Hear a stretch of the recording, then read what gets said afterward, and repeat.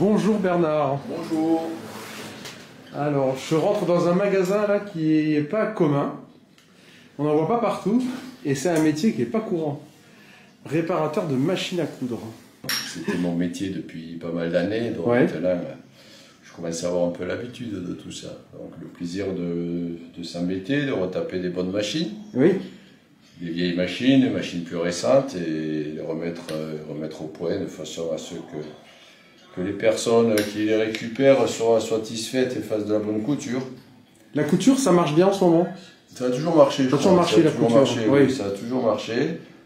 Des périodes plus ou moins fastes Oui. que d'autres. Bon, après, maintenant, il y a du patchwork, il y a du kitting, il y a des nouvelles techniques Voilà. de couture qui se sont greffées. Voilà.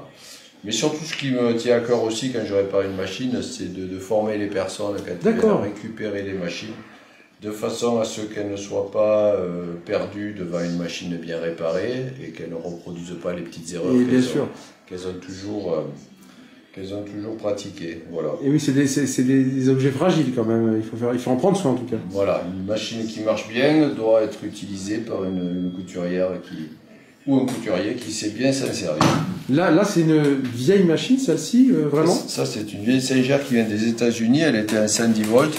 Ah oui. Elle est toute coincée. Je vais toute la dégripper, la remettre en état. Je vais passer un moteur à 220 volts pour que Ah oui, il y a du boulot quand même. que la personne à qui elle appartient puisse s'en servir. Et normalement, elle doit marcher comme une montre. En général, les gens passent beaucoup de temps sur leur machine, alors je pense qu'ils y sont attachés quelque part, non? Quand ils ont passé 15, 20, 30 ans, voire plus des fois sur leur machine à coudre. Oui, il y a surtout un phénomène sentimental de transmission, de grand-mère à fille, à petite-fille, etc. C'est dans la famille depuis 2, 3, 4 générations. Les enfants ils jouaient par terre, la grand-mère à côté qui faisait la couture. Donc maintenant qu'ils ont récupéré la machine, ben Voilà. ça fait partie des meubles. C'est ça.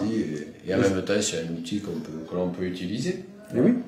Donc Bernard, vous êtes à quel endroit à Nîmes alors? Alors je suis au 7 rue des Fourbisseurs.